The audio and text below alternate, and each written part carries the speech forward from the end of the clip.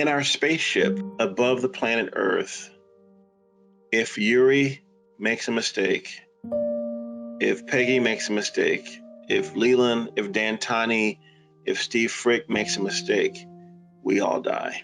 We're getting to the point now on our planet Earth where if we keep doing these things, the same thing can happen here.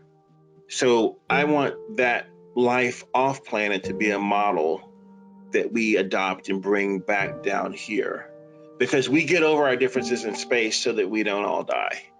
You know, that's the power of working on a team in a critical environment, but our Earth is a critical environment too. If we don't work together, we die.